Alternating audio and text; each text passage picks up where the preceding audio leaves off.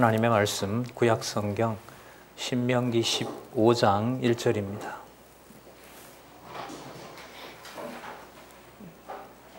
신명기 15장 1절 말씀 보겠습니다.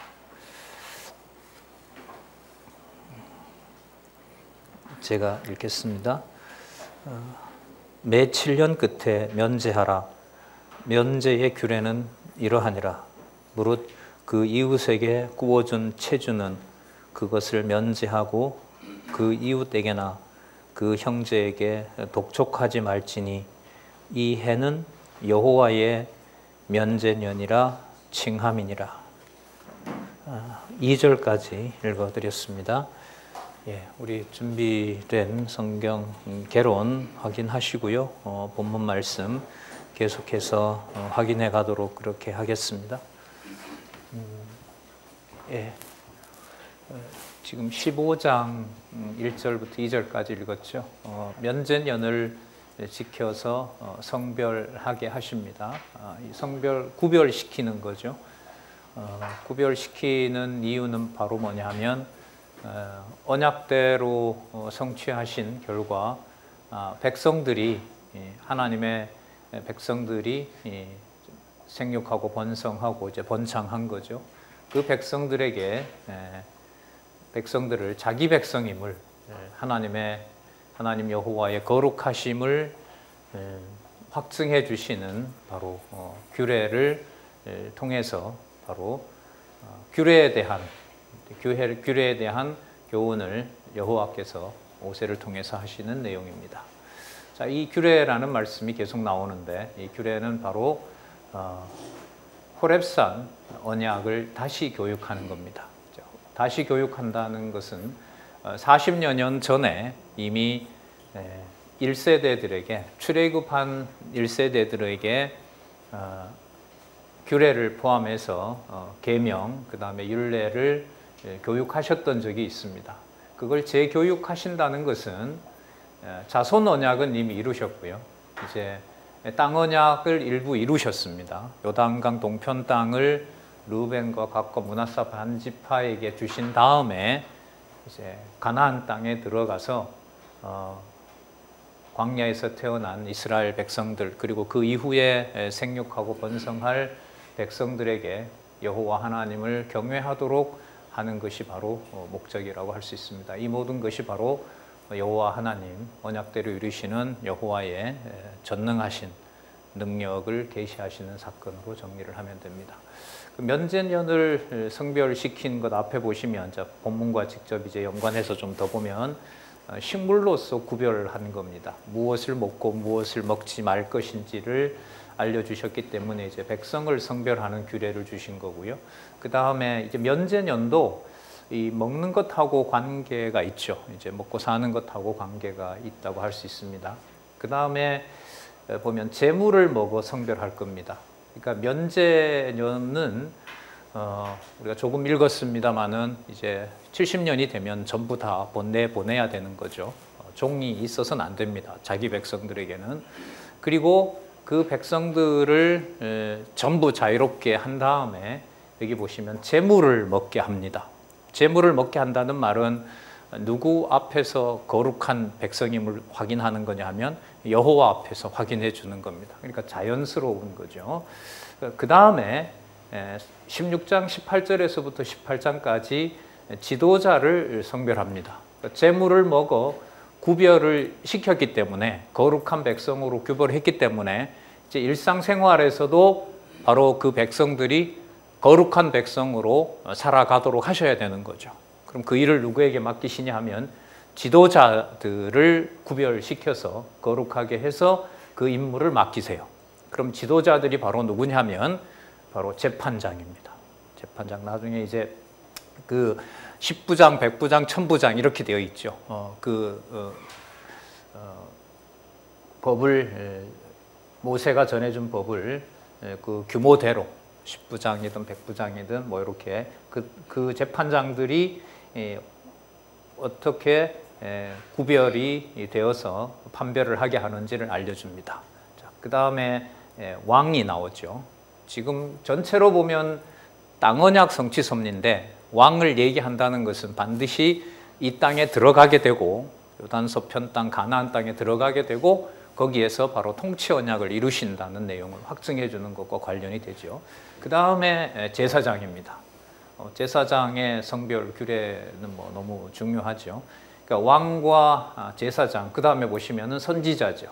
우리가 왕, 제사장, 선지자를 구약에서는 뭐라고 이제 하냐면 메시아, 기름 부음 받은 자라고 알려줍니다. 바로 그래서 그렇게 해서 선지자의 성별 규례까지 나타난 내용들로 봤을 때 바로 규례에 대한 교훈을 여호와 하나님의 언약대로 이루시는 당신의 능력을 구체적으로 백성들의 뭐 하는 것까지, 먹는 것까지, 입속에 들어가는 것까지 자기 백성을 구별하시는 여호와의 역사 섭리를 우리는 여기서 확인할 수가 있습니다. 그리고 이 모든 것에 대한 내용을 설명한 다음에 이제 19장에서부터 26장까지는 바로 율례에 대해서 교훈합니다. 이때 이 율례는 백성들의 언약 자손들의 일상사와 관련이 되는 거죠. 구체적인 일상사들이 관련이 되는데 제일 먼저 생명에 대한 율례부터 알려주시는데 제일 먼저 억울한 죽음을 금하는 겁니다. 그러니까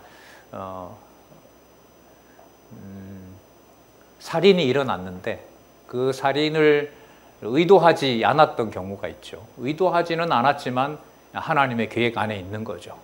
그게 의도가 되었는지 하나님의 섭리인지를 인간이 구분할 수가 없습니다. 표면적으로 보면 저 사람이 나무를 하다가 빠진 도끼가 가서 옆에 있는 형제를, 이웃을 죽였습니다. 근데 그걸 그 사람이 의도했는지 의도하지 않았는지 구분할 수가 없어요. 여기에 대해서 하나님께서, 여호와께서 이제 그 억울함을 풀어주는 바로 율례를 생명에 대한 내용에서부터 시작해서 쭉 얘기를 하고 있습니다. 26장, 19장에서 26장까지 읽어 나가는 것도 너무나 논리적입니다. 특히 양쪽 가로의 논리적 연결성은 성경 신학에서 매우 중요합니다. 매우 중요하고. 다시 한번, 그래서 이 논리적인 연결성 속에 성경에 나타난 이제 본문들을 우리가 이제 살펴가고 있는 거죠. 자, 그러면 우리 15장 1절에서부터 6절까지 매 7년에 면제년을 지키는 규례를 백성에게 명한 내용을 살펴보도록 하겠습니다. 아까 1절에서부터 2절은 이웃에게, 그러니까 이스라엘 백성들에게 면제년을 지키게 하시는 내용이 나타났습니다. 자, 그리고 3절에 보시면은 이방인에게는 내가 독촉하라고 얘기를 합니다. 그러니까 구워준 돈에 대해서 형제에게는 그 독촉해서 받아내려고 하지 말고 이방인에게는 뭐 하라는 거죠? 독촉하라는 거죠. 여러분, 이런 본문들이 이게 쉽지가 않은 게, 이게 실제 생활에서 이게 그대로 이루어진다고 하면 구약의 모든 내용들은 생활을 규제하는 법이 돼버려요. 그리고 우리가 알고 있는 중세부터 시작해서 근대 신학, 카톨릭은 여전히 그렇게 하고요. 일부 보수 교단들도 그럽니다. 구약에 있는 내용을 실제로 개인과 사회와 국가에 대해서 적용을 합니다. 그에 적용을 합니다. 매우 위험하죠. 그래서 이런 내용들이 논리적으로 이해하는 것하고요, 이게 신약을 통해서 그리스도가 어떻게 성취하시는지를 고민을 안 할 수가 없어요.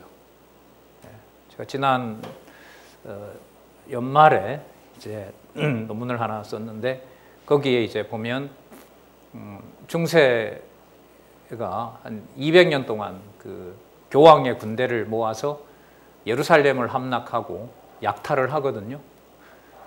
뭐 잔인하기는 이루 말할 수 없죠. 예루살렘에 가서, 예루살렘에는 그때 유대인과 그 다음에 모슬렘과 그 다음에 기독교인들이 싸우지 않고 잘 살고 있었어요. 그런데 로만 카톨릭의 십자군이 가서 싹 죽입니다. 다 죽여요. 목적이 성지 탈환이 아니라 싹 죽여야 이른바 소문이 퍼져 있었죠. 예루살렘에 있는 보물을 다 가져갈 수가 있는 겁니다. 그때 사용하는 구절이 예를 들면 이런 구절들이에요. 근데 이것도 뭐 말이 안 되는 거죠. 무조건 다 죽였으니까. 그리고 여호수아가 이방을 진멸하는 내용, 이런 구절들을 사제가 읽고 강론을 합니다. 그리고 들어가서 죽입니다. 대한민국도 정치적 성향을 띠는 많은 그릇된 지도자들이, 지도자라고 할 수 있는지 모르겠지만 무작위로 성경을 인용해서 폭력을 정당화하고 그리고 사리 사욕을 채우는 근거로 성경을 사용하고 있는 거죠. 그렇기 때문에 구약을 여호와의 언약과 신약을 그리스도 성취라고 하는 이 말씀으로 우리가 이해해 가는 것은 고민도 필요하고 매우 중요한 의미를 가지고 있다고 생각을 합니다. 그런 문제의식을 가지고 구약에 나타난 이 신명기 내용도 이제 같이 공부를 해가고자 합니다. 이방인에게는 내가 독촉하려니와 내 형제에게 꾸인 것은 내 손에서 뭐하라? 면제하라. 그러니까 이방인과 분명한 사실은 이방인과 형제들을 뭐 하는 거죠? 구별시키는 거죠. 그러니까 이 제목을 보시면은 면제년을 지켜 뭐 하냐면 성별시키는 겁니다. 여러분, 이게 모세가 만든 법인가요? 하나님이 주신 법인가요? 여호와 하나님이 주신 법이죠. 여호와, 언약대로 이루시는 여호와께서 이 법을 주신 거예요. 무슨 뜻이냐면 이스라엘 백성들이 살아가기 위해서 법을 줬느냐, 두 번째, 여호와께서 언약하신 것을 이루시고자 그 법이 이스라엘 백성들을 살아가게 하느냐. 여러분, 몇 번이라고 생각하십니까? 살았고 운동력 있는 말씀을 내가 배우는 겁니까? 아니면 살았고 운동력 있는 말씀이 여러분과 저를 가르칩니까? 몇 번이죠? 전 2번이라고 생각합니다. 오늘 4월 21일 우리가 강론을 공부하기 위해서 모였습니다. 2번, 신명기 15장 말씀이 우리를 이 자리에 불러주셨습니다. 몇 번일까요? 그래요?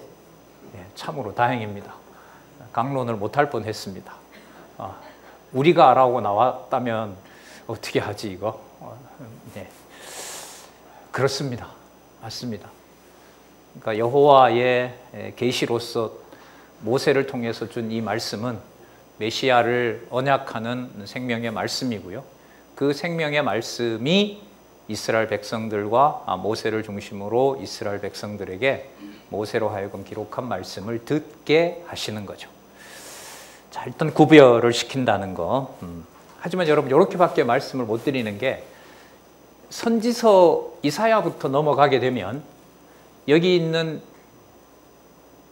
이방인이나 또 이스라엘 백성이나 유다 백성이나 구분이 어떻게 돼요? 사라집니다.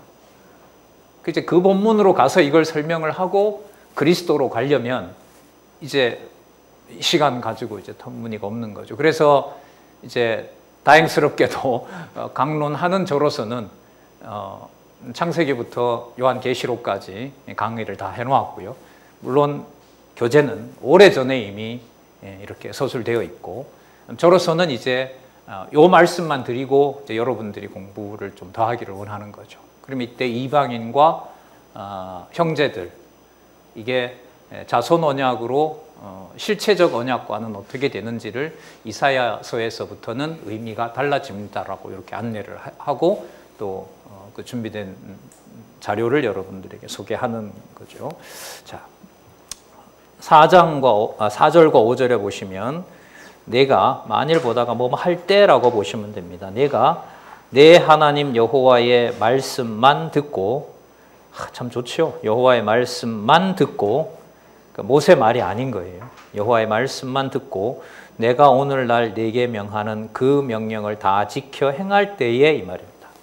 그 명령을 다 지켜 행할 때에 내 하나님 여호와께서 내게 유업으로 주신 땅에서 내가 반드시 정령 복을 받으리니 너희 중에 뭐가 없다? 가난한 자가 없으리라. 그러면 이 가난한 자가 없다는 방식을 이루시는 과정에 구별이 일어나게 된다고 말씀하신 거죠.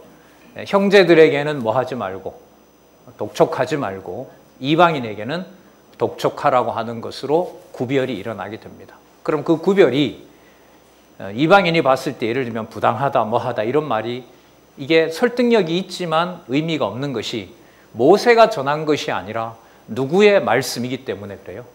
여호와의 말씀이기 때문에 그렇습니다.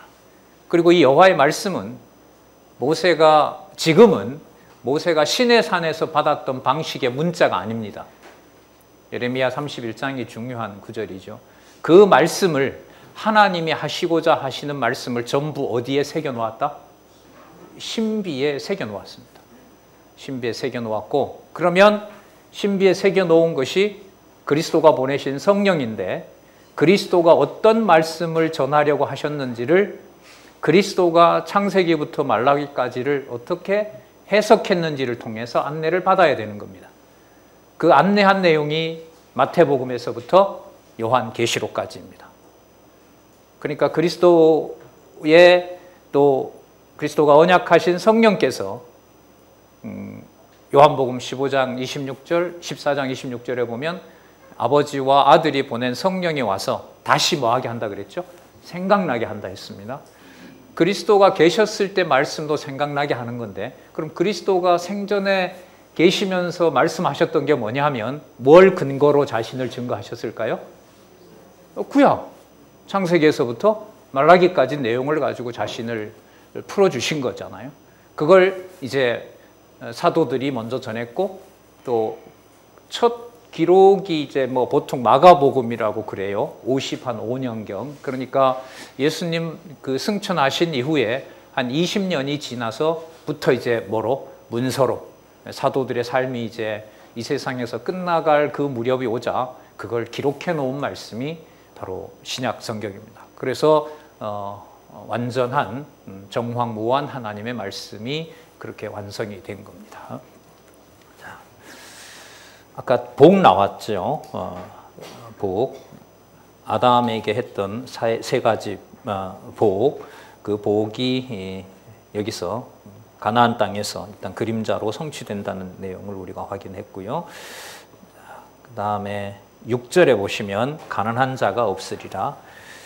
그러니까 여러분, 이 가난한 자를 먹고 살 수 있는 게 있느냐, 여호와의 말씀을 택한 백성이 누구에게나 듣느냐, 어느 쪽에다 줘야 될까요? 무게가?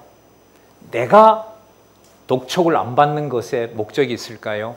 여호와 하나님께서 자기 백성을 구별시키는 데 목적이 있을까요?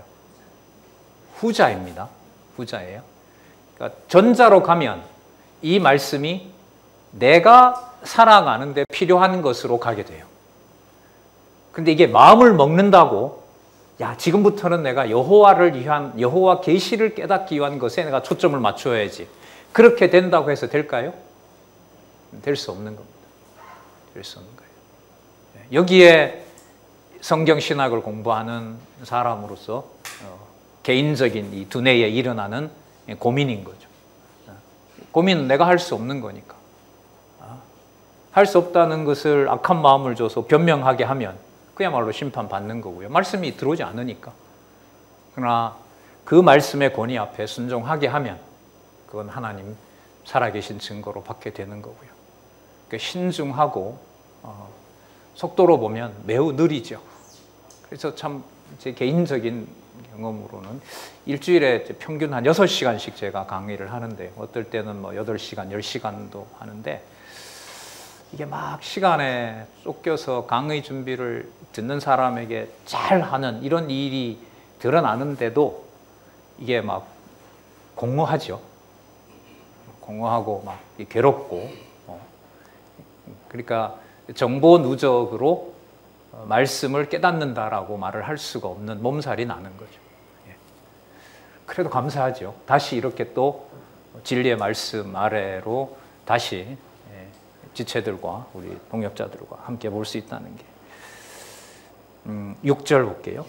내 하나님 여호와께서 내게 허락하신 대로 내게 뭘 주신다? 복을 주신다. 뭐 계속 이제 반복되는 구절이 내가 택하신 곳에 너희들이 이를 때에. 여러분 이게 전체 주제가 민수기 31장에서부터 주제가 무슨 언약 성취 섭리예요? 땅 언약 성취 섭리니까요. 땅 언약 성취 섭리를 여호와께서 하셨다는 것을 깨닫게 하기 위해서 지금부터 신명기 적어도 26장까지는 이제 어떤 표현이 많이 나오냐 하면 내가 약속한 땅에 너희들이 들어가게 되면, 내가 정한 곳에 너희들이 이르게 되면 거기에서 요러 하는 것을 지키도록 해라 이렇게 얘기합니다. 그러면 땅 언약 성취 섭리의 목적이 누구를 계시하는 대로 정리가 돼요? 여호와를 계시하는 것으로. 그 구조가 성경 강론집의 구조고요. 언약과 성취 섭리도의 구조입니다. 언약과 성취 섭리도에 여러분 동그라미가 10개입니다. 다음 달부터 이제 여기서 쫙 키워서 보여드릴 테니까 눈이 나쁘신 어른들은 조금이라도 좀 참으시기 바랍니다. 저 동그라미 10개라는 말은 뭐냐면 몇 장 몇 절에 있는 어떤 말씀이 끝에 가면 결국 창세전으로 가게 되고 누가 살아계신 증명을 해주신다? 여호와가 살아계신 증명을 해주신다는 게 바로 저 언약과 성취 섭리도라고 보시면 됩니다. 우리가 그래서 개론 구조로 보면 저 동그라미 10개와 개론 구조가 10단계로 되어 있다는 것하고 관계가 있는 거죠. 그건 이제 본문을 연결해 가면서 전체 여호와 계시의 관점에서 말씀을 보는 것하고 관계가 있죠. 오늘 처음부터 말씀드렸던 것은 그 주어가 내가 말씀을 듣는 것이 아니라 여호와의 말씀이 듣게 하시고 여호와를 경외하게 하신다는 것이 오늘 서론이었습니다. 복을 주시리니 내가 여러 나라에 꾸어줄지라도 너는 꾸지 아니하겠고 내가 여러 나라를 치리할지라도 너는 치리함을 받지 아니하리라. 그러면 나중에 이스라엘 백성들이 그 아수르에게 망하고 바벨론에게 망하고 페르시아에게 로마에게 철저하게 망해가는 것은 그럼 어떻게 설명할 수 있느냐? 꾸어주지 않는다고 했는데 꾸어주지 않는 정도가 아니라 철저하게 멸망을 당하는데 이런 의문이 생기는 거죠. 그래 거기에서 그리스도가 이 사건을 어떻게 설명했는지를 신약을 통해서 가르쳐주지 않으면 구약의 그림자에 머물면서 교회 생활을 하는 내용을 히브리서는 뭐라고 얘기를 하냐면 세속주의라고 얘기합니다. 유대주의라고 얘기를 합니다. 유대주의. 그러니까 히브리서의 수신자가 유대인이 아닙니다. 히브리서의 수신자가 유대주의라고 해서 유대주의가 아니에요. 개종한 유대인 크리스찬들입니다. 성경에서 보면 사도 바울을 죽이려고 했던 40명의 자객들이 그 순종 유대인들이 아니고 교회 안에 들어와 있는 유대인들입니다. 이유는 하나였죠. 모세의 법을 강조하라고 하는데 너는 왜 안 하느냐는 거죠. 모세의 법을 강조하고 율법을 강조하고 그 다음에 율례를 강조하게 되는 것을 히브리서에서는 뭐라고 하냐면 유대주의라고 얘기를 합니다. 주 예수 그리스도만으로는 충분하지 않다는 거죠. 그들이 자기네들의 회합을 가지고 자기네들 무리 속에 들어오지 않으면 배척하는 일이 벌어져요. 그런 무리들을 요한계시록 2장 3절, 2장 9절에 가면 무슨 회라고 그래요? 사단의 회라고 얘기를 합니다. 그러니까 성경에서는 세상은 이미 심판한 것으로 고려 대상으로 삼지 않습니다. 요한복음 이후로 성령이 임재하시는, 성령이 내주하시는 주 예수 그리스도의 몸된 교회 안에서 바로 적그리스도가, 유대주의가, 세속주의가 함께하고 있는 얘기죠. 그게 어디 저 바깥에 있고 진리를 모르고 여기에는 사도들의 관심이 그렇게 많지 않습니다. 그 모든 통치는 하나님이 알아서 세워서 통치하신다라고 얘기를 하고 그 교회에 집중되어 있는 거죠. 자, 이런 상황과 신명기서에서 말씀하시는 것과 표면적으로 현상적인 이 육체적인 얘기들을 어떻게 깔끔하고 말끔하게 해석하느냐라고 하는 것이 이제 적지 않는 시간이 필요한 거죠. 강론집에 최소화시켜서 풀어놓은 페이지가 9882페이지이기 때문에 지속적으로 확인해가는 안내를 가능한 한 선명하게 전달해줘야 되는 또 그런 소원도 저 같은 사람은 갖게 되는 거죠. 자, 너는 반드시 내 경내 치리함을 받지 아니하니라. 그 다음, 그래서 가난한 형제의 요구에는 넉넉히 구워주라고 하는 말씀이 그 다음에 나옵니다. 그러면 15장 7절에서부터 8절까지 아침에 이제 안면 운동도 할 겸 같이 한번 읽어 보도록 하시겠습니다. 15장 7절에서부터 8절까지 같이 한번 읽어 보겠습니다. 시작. 내 하나님 여호와께서 내게 주신 땅 어느 성읍에서든지 가난한 형제가 너와 함께 거하든 그 가난한 형제에게 내 마음을 강팍히 하지 말며 내 손을 움켜쥐지 말고 반드시 내 손을 그에게 펴서 그 요구하는 대로 쓸 것을 넉넉히 구워주라. 7절에 시작하는 말씀 확인할 수 있죠? 내 하나님 여호와께서 내게 주신 땅, 이렇게 나오죠. 땅 언약을 누가 이루신다는 걸 지금 계속 강조하세요? 여호와가 이루신다고 강조를 하는 겁니다. 그러면 그 땅에 들어가서 하는 형제 사랑이라는 것도 결국 누구를 배제하고는 설명할 수 없어요? 여호와가 언약을 이루신다는 걸 보고 그걸 빼고 얘기할 수가 없어요. 그럼 이건 좀 신약에 가면 그대로 나오죠. 세속주의를 경계하는 야고보서에 가면 객과 고아와 나그네들에 대해서 대하고 그들에게 진리의 말씀을 어떤 요구 없이, 요한 2서에 가면 가이오에게 그런 부탁을 하죠. 저들이 다른 거짓 지도자들처럼 이방 교회에 들어가는 게 어떤 돈이 탐나서, 재물이 탐나서 들어가는 오해를 받지 않기 위해서 그들이 가서 어떤 연보도 받지 않고 그들이 가르친다. 그들을 좀 챙겨주길 바란다. 이런 부탁을 합니다.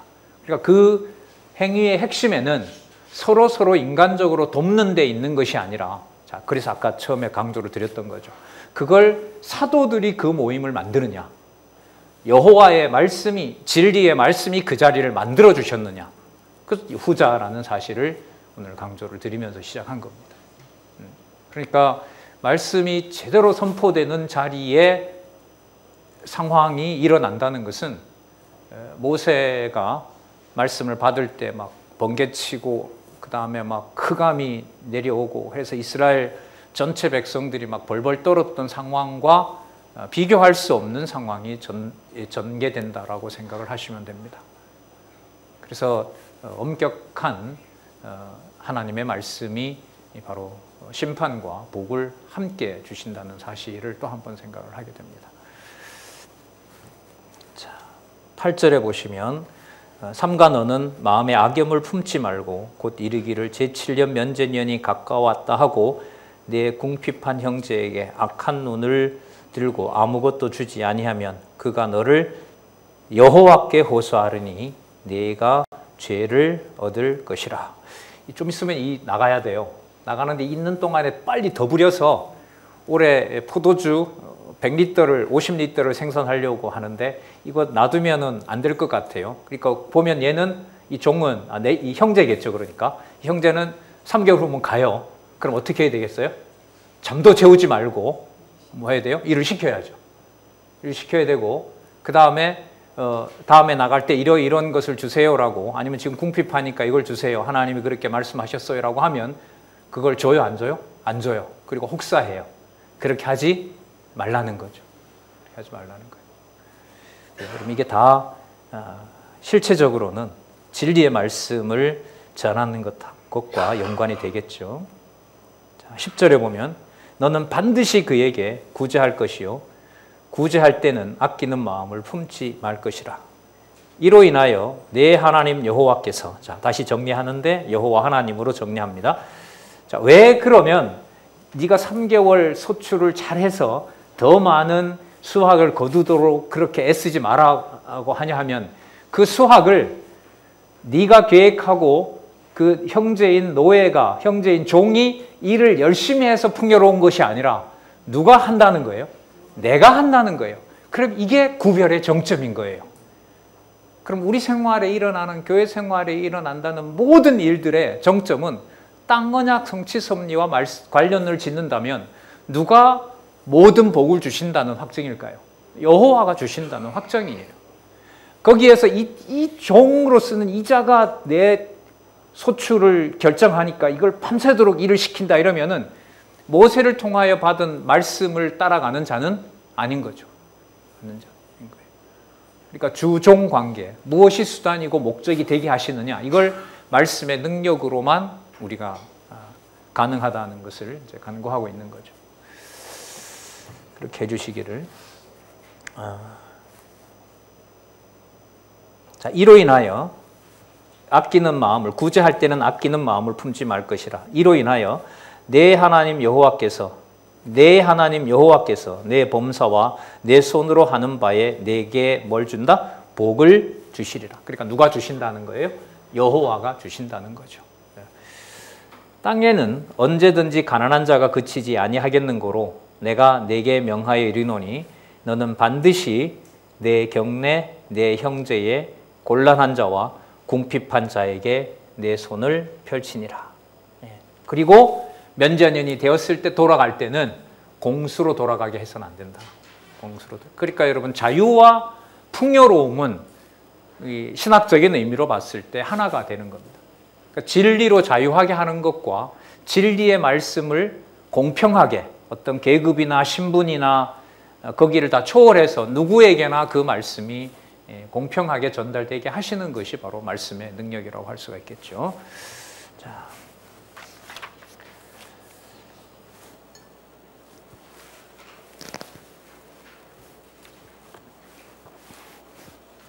히터 좀 끄면 안 될까요? 예, 15장 12절에서부터 18절. 면제년에 자유케 할 때는 공수로 가게 하지 말라고 말씀을 하십니다. 그리고 또 하나는 놀라운 말씀이 나오는데, 그 종으로 되었던 자가 같이 산다고 얘기를 해요. 그러면 그 자는 자녀로 받아들이라는 거예요. 함께 살아야 된다는 거죠. 참 놀라운 말씀인데, 자, 15장 12절에서부터 18절. 형제가 종 되었을 때 제7년에 자유케 하라고 하는 말씀이 나오는데요. 13절에 보면 그를 놓아 자유하게 할 때는 공수로 가게 하지 말고 내 양 무리 중에서와 타작 마장에서와 포도주 틀에서 그에게 후히 줄지니, 곧 볼게요. 목적을 보시기 바랍니다. 내 하나님 여호와께서 내게 복을 주신 대로 그에게 줄지니라. 그럼 누구 이름으로 주는 거죠? 그러면 여호와의 복을 기억나게 하는 행위가 되는 겁니다. 그러니까 이 선후 관계는 너무 분명해요. 지금도 마찬가지죠. 교회 생활에서 부모로서 아무리 많은 어떤 그 혜택을 자녀에게 준다 하더라도 그거는 신약 교회에서, 특히 이제 실체적 교회에서는 어디까지나 수단인 겁니다. 그게 목숨이 된다 하더라도 진리의 말씀으로 여호와의 자녀임을 보증하는 사건이 아니면, 그래서 많이 고민하는 자기 몸을 불사름에 내어줘도 아가페, 하나님의 사랑이 없으면 아무것도 아니다라는 말씀이 엄격한 말씀이 되는 거죠. 자, 공수로 가게 하지 말고 14절에 내 약물이 읽었었죠. 내 하나님 여호와께서 내게 복을 주신 대로 그에게 줄지니라. 자, 15절 목적을 얘기를 합니다. 왜 그러냐면 너희도 애굽 땅에서 뭐 되었었다? 종 되었고 모세가 꺼내주었다? 아니죠. 누가 꺼내주었다? 내가 꺼내주었다. 내가 자유를 주고 나올 때 뭐까지 챙겨줘요? 상상할 수도 없는 재물을 챙겨서 줬기 때문에 이방인인 우리로서는 하나님의 자녀임을 창세전 비밀을 알려줬을 뿐만 아니라 아직도 유대인이 받지도 못하고 서구 기독교 역사 2000여 년 동안도 볼 수도 없었던 창세기부터 요한계시록까지 문자가 아닌 무슨 말씀으로 살았고 운동력 있는 말씀으로 보게 해준 역사는 없습니다. 이게 이제 우리 시대에 이 동방의 극동의 대한민국에서 일어난 일이 바로 성경 신학을 통해서 말씀 하나도 땅에 떨어지지 않게 하시는 역사가 벌어진 겁니다. 그 역사가 포항성진교회 30년 역사를 주관하는 힘인 거죠. 우리가 교회를 지켜온 것이 아니라 하나님의 말씀이 교회 역사를 지켜왔고 가정교회 역사를 지켜왔다는 겁니다. 이게 이제 인간적으로 보면 이제 곧 죽고 바라보는 가나안 땅을 들어가야 될 후손들에게 하나님의 말씀을 전해주는 모세의 경우라고 할 수가 있겠죠. 자, 그 다음 아주 재밌는 말씀 또 나옵니다. 16절에 보면 종이 만일 너와 내 집을 사랑함으로 너와 동거하기를 좋게 여겨 내게 향하여 내가 주인을 떠나지 아니하겠노라 하거든 송곳을 취하여 그의 길을 문에 대고 뚫으라. 그러면 그가 영영이 내 종이 되리라. 내 여종에게도 일례로 할지니라.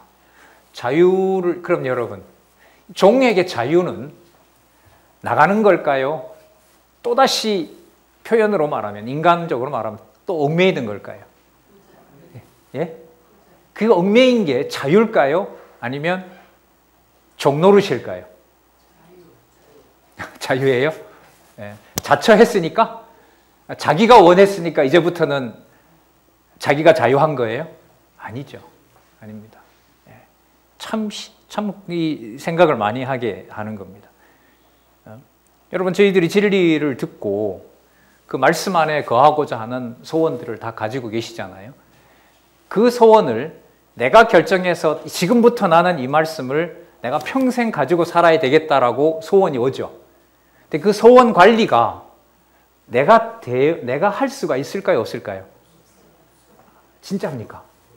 없습니까? 적어도 오늘 2시간은 될 거 아닌가요? 이런 고민을 많이 안 할 수가 없습니다, 사실. 예. 예.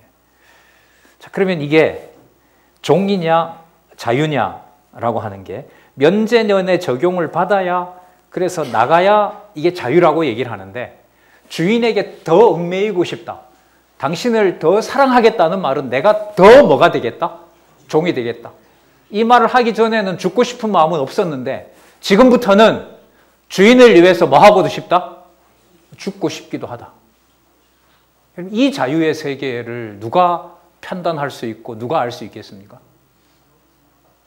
이게 여러분 어디에서부터 신약교회는 적용이 되냐 하면은요, 여러분들과 제 사랑과 희생과 때로는 고혈을 받아서 살아가는 육적인 자녀들 관계, 부모 관계에서도 드러나고 있다는 겁니다. 예. 뭐를 바탕으로 이루어지는 교회? 예. 진리의 기둥과 터라고 했으니까요.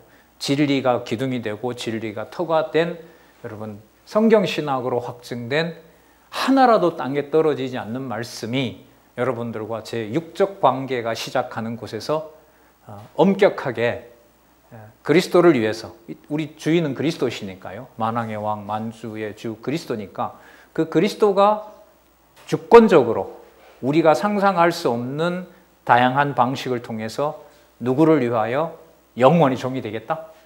그리스도를 위하여. 그래서 사도들의 서신에 보면 반드시 나오는 말이 있죠. 소개할 때 주 예수 그리스도의 종 바울은, 주 예수 그리스도의 누구누구는, 야고보는, 누구누구의 종 누구는, 그 종의 형제된 누구는. 그 말을 그렇게 시작할 수밖에 없는 거죠. 그러니까 지금 이 말씀으로 보면요, 신현제도와 관련해서 서신서에 나오는 예수 그리스도의 종 나 바울이라는 말은 어디에 있는 말씀이 다 담겨 있다고 볼 수 있어요? 좀 확대하면 신명기뿐만 아니라 이른바 창세기에서, 출애굽기에서부터 이스라엘 백성에게 주신 모든 계명과 율례와 규례와 법도 속에 더 종이 되고 싶어하는, 그리스도의 종이 되고 싶어하는 마음이 그 서신서 앞부분에 자기가 주체가 아니라 주 예수 그리스도의 종 이렇게 함으로써, 자기가 글을 쓰고 있지만은 그건 전적으로 누구의 종으로서? 그리스도의 종으로서 쓰고 있다는 그 말씀에 다 들어가 있는 겁니다. 저는 한동안 많이 고민했어요. 자주 말씀드렸습니다만, 대학 가서 제일 놀랐던 게, 시골에서는 그런 도서관도 없었고 볼 수도 없었는데, 플라톤, 소크라테스의 플라톤이죠. 그 플라톤 책이 막 제 허리까지 오고, 나중에 칼 막스라는 그 철학자의 사상은 그 사람 쓴 것에다가 논문까지 제 키보다가 높아요. 100권이 넘어요. 100권이에요, 100권. 그걸 보고 제가 이제 그리고 그게 전부 뭐예요? 충돌이 일어나지 않고 다 일관성이 있어요. 1권에서부터 100권까지를 어디를 빼더라도 다 누구 사상이 돼요? 그 철학자의 사상이 돼요. 그러니까 그게 다 연결이 돼요. 진리가 저 정도는 되는구나. 그 권당 한 500에서 800페이지 책이거든요. 그럼 몇 페이지가 됩니까 도대체? 우리나라에도 그런 책은 있어요. 좀 농담 한마디 하면. 팔만대장경이라고 들어보셨어요? 그거 따라올 책은 없어요. 그게 전부 뭐 부처의 가르침이잖아요. 그래서 철학적으로 저 정도가 돼야 진리이지. 저 정도 논리가 되어야지. 몇 권 읽으면 바로 그 철학자 제자가 되잖아요. 설득을 당하면. 근데 유다서는 막 5분이면 읽고 요한 1, 2, 3서는 사적 편지 같고 거기에 무슨 연결성이 있다고 그때 테이프 들을 때인데 하고 쪽복음 나오는 것 가지고 이거 보고 연결해도 잘 안 되고 되게 답답한 거예요. 이게 어떻게 정황무한 하나님의 말씀이 되지? 결국 무지하니까 그런 거죠. 그리고 이제 지금 이렇게 말씀을 하나하나 볼 수 있게 돼서 세상에서 말하는 진리의 그 덩어리와 규모가 성경에서 말하는 영원한 생명하고는 비교가 될 수 없다. 그 이제 길을 우리가 따라가고 있는 거죠. 자, 18절 보시면 우리 18절 한번 읽어보실래요? 같이. 자, 시작. 그가 6년 동안에 품꾼의 싹새 배나 받을 만큼 너를 섬겼은즉 너는 그를 놓아주어 자유하게 하기를 어렵게 여기지 말라. 그리하면 내 하나님 여호와께서 너희 범사에 복을 주시리라. 여러분 계속 나오죠. 누가 복 줄 거고 누가 복 줄 것이다. 내가 복 주었고 내가 복 줄 것이다 라는 사실을 여기서 확인할 수가 있습니다. 그리하면은 사본에는 없습니다. 그냥 쭉 읽어가시면 돼요. 너는 그를 놓아 자유하게 하기를 어렵게 여기지 말라. 그래서 정도면 돼요. 그래서 종의 노동을 통해서 내가 복을 받는 것이 아니라 누가? 내 하나님 여호와께서 너의 범사에 내게 복을 주시리라. 올해 본인이 생각했던 것은 100리터를 얻는 거예요. 포도주를. 그런데 내가 50리터밖에 못 얻었어요. 왜냐하면 저 종이 나갔기 때문이에요. 이게 말이 될까요? 안 될까요? 안 되는 거예요. 왜? 누구 주어가 없으니까. 내 하나님 여호와가 너희 범사에 복을 준다는 것이 이 말씀을 부정하는 거기 때문에. 자, 그래서 이제 조금이라도 일상생활이 기준이 될 수는 없습니다만 잠 안 자고 이렇게 2, 3일도 있을 수 있으니까 매일매일이라고 했을 때는 통상 이제 우리가 해 뜨고 해지는 시간으로 봤을 때 주어진 말씀을 이렇게 한 달락이라도 여러분들 스스로 만나를 누가 대신 먹어주는 건 아니잖아요. 맞죠? 아버지가 모아서 아버지가 다 먹고 제 가족들의 배를 부르게 하는 건 아니니까요. 그 말씀을 여러분들이 어디를 펴더라도 어렵지 않게 여호와 계시로 안내해 주는 것이 안내하는 저의 그냥 최고의 목적입니다. 그 안내가 확인이 되고 저는 그 말씀 먹고 저도 잘하고. 너무 선명하죠. 자, 그리고 가축의 소유물에 대해서도 규례를 명하시는 내용이 15장 19절에서부터 16장 17절입니다. 여러분 이게 이제 제물을 먹여서 성별을 하게 하는 건데 제물을 먹는데 그 내용들이 바로 하면 육식이에요. 육식을 먹는 거예요. 그럼 여러분 아까 그 면제년을 통해서 하나님이 복을 주시고 하나님의 말씀을 따르는 주인에게 더 종노릇하고 싶어 하는 그것하고 매사에 음식을 먹는 육식을 하는 것하고 여러분 관계가 있을까요? 없을까요? 자, 종이 저 면제년을 지키지 않고 그냥 주인과 살겠습니다라고 하면서 거기에서 제물을 먹어요. 제물을 먹는다는 말은 여호와께서 드리라고 한 규례를 지킨 다음에 먹는 거거든요. 그러니까 누구 앞에서 먹는 거냐면 여호와 앞에서 먹는 거예요. 그러니까 여호와의 정하신 뜻을 신앙으로 받아들이고 말씀을 먹는 것하고 똑같은 거죠. 참 그렇게 하는 것과 주인에게 평생 종으로 살겠다 하는 것하고 주인과 종이 먹고 마시는 모든 일체의 일을 누가 복 주시는 것을 확인하는 상황이 될까요, 이제는? 여호와께서 복 주신다고 하는 것을 확인해 주는 상황이 되는 거예요. 그러니까 이 말씀 다음에 왜 이 말씀을 주셨을까라는 것을 해결해 가지 않으면 성경신학의 강론집은 어디까지나 제가 봤을 때는 반타작이에요. 인간적인 얘기가 될런지는 몰라도. 그래서 조금이라도 읽으시는 책을 본인이 정말로 성경의 권위가, 말씀의 권위가 이 성경신학을 통해서 하나님이 하시는 거구나. 거기 주어대로 구약은 여호와께서, 자, 복음서는 누가? 예수께서. 이제 사도행전 1장 12절부터 누가? 성령께서. 다 합하면 영원하신 하나님께서 말씀하신다. 여러분 그 마테마가 아니죠. 창세기부터 말라기까지 보면 그런 주어가 너무너무 많이 나옵니다.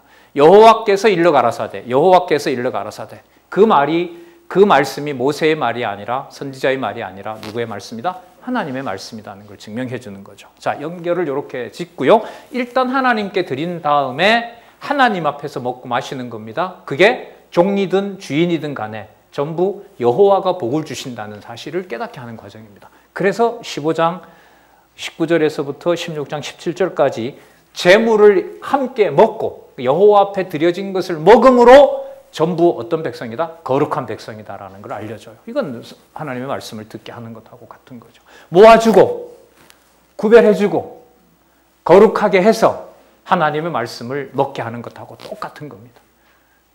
이 과정을 그리스도가 모르셨을 리가 없고 사도 바울이 몰랐을 수가 없고 그래서 계시의 정신을 줘서 기록하게 한 것이 말씀이죠.